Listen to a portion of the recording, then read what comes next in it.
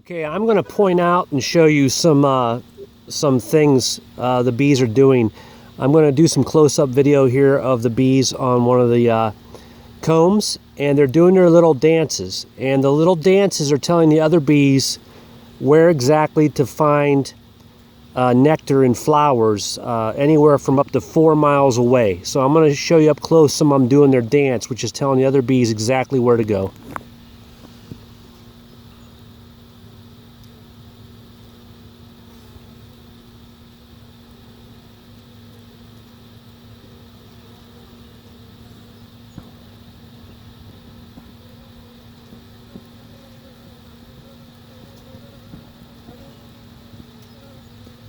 You can see that one right there doing that dance.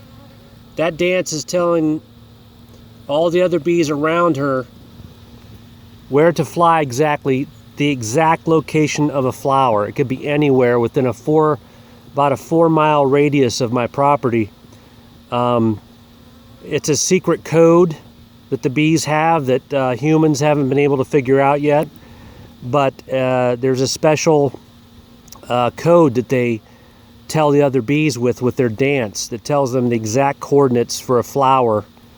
It's really amazing. I see about 30 of them right now doing a dance on this frame, and they're telling all the other ones exactly where to go to get food and nectar.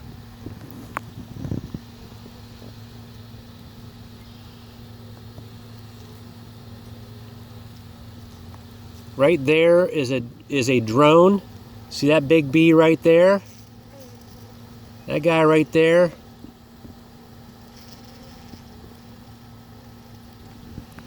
That is a male bee. That's called a drone. And he has pretty much no function inside the hive other than to get drunk on eating nectar all day and really upsetting all the female worker bees because he's just lazy and walks around the hive eating honey all the time. So it pretty much translates to the way us human men are. So, okay, just thought you'd be interested in some interesting facts about bees. Okay, this is a really cool frame I found here. This frame has just an absolutely beautiful, it's a light cardboard colored pattern of capped brood. So under all of those cells that you see, almost the entire frame, except for a little bit at the top that has honey in it, has been capped, and those are babies in there. They're developing into full-grown bees. And there's also some really cool queen cells hanging off the bottom, which there are queens being made in there by the hive because it got overpopulated. And because the hive's doing so well this year, and it's extremely packed inside, the bees know from instinct to make new queens that will fly off and take a lot of bees with them to diminish the congestion in the hive and start a new colony. So here's 3 queen cells down here. I'm going to point them out, and we might even see the queen on this frame because this looks like a frame that the queen would be hanging out on.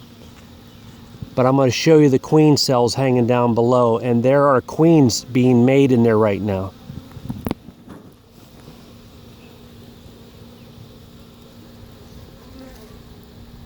There's a queen cell. Another queen cell. There's a big one right there.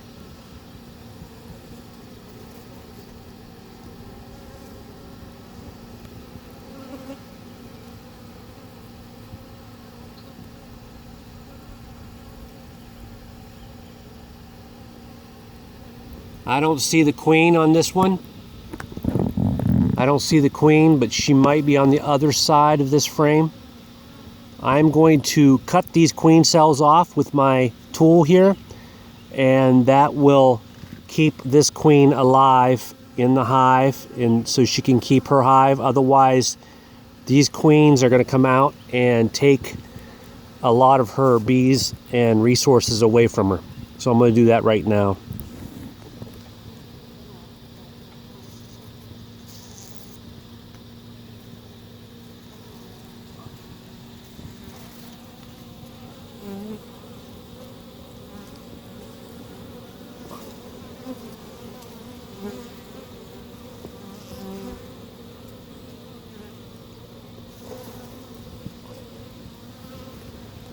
I try to be as careful as I can not to hurt any of the bees, because when a bee gets hurt, it gives off pheromones that cause all the other bees to attack. So you got to be careful and as gentle as possible. Try not to hurt anybody. Otherwise they get very, very aggressive. But these are Italian bees, and Italian bees are fairly gentle bees. So I usually don't have any problem. I'm going to turn this frame around and see if I can find the queen.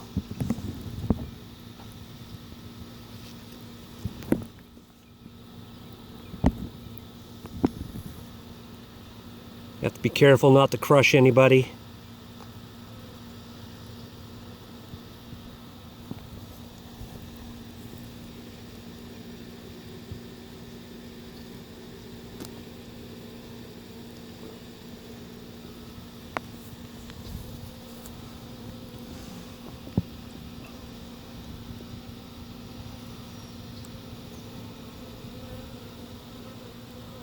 There's a lot of bees in this hive. It is packed full.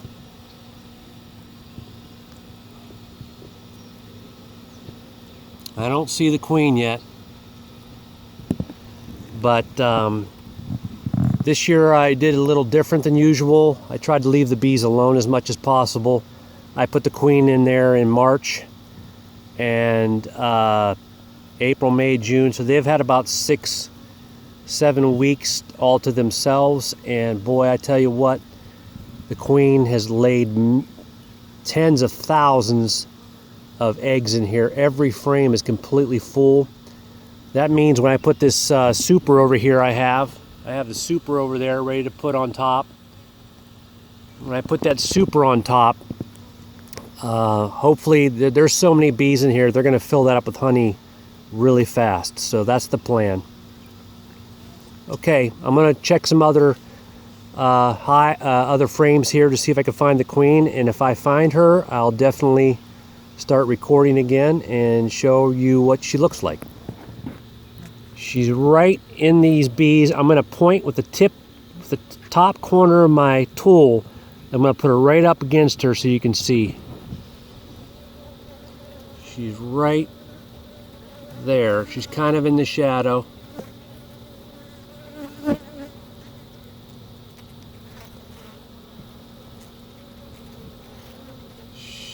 Right up in there. Right there. I don't know if you can see her right there.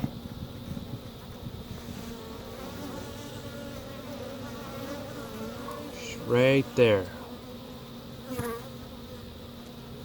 I know it's really there. Maybe you can see her now. She's coming out. She's right there. She'll get out here in the sun. There you can see her. Right there. Right there.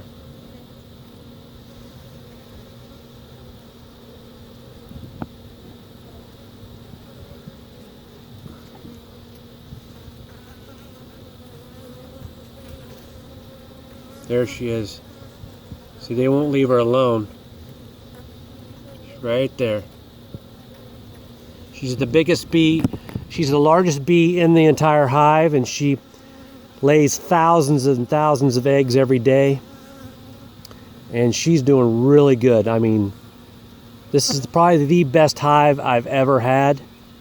It's healthy, everything's clean, the bees are packed in there nice and tight. That's why I gotta get some supers on top so they can make honey. They're already putting honey everywhere they can, but they have so much brood that there's not much room, and I should have got some honey supers on there a few weeks ago, but I've been busy. So now I'm going to put this super on tonight, and hopefully in the next couple days they'll start making honey. Okay.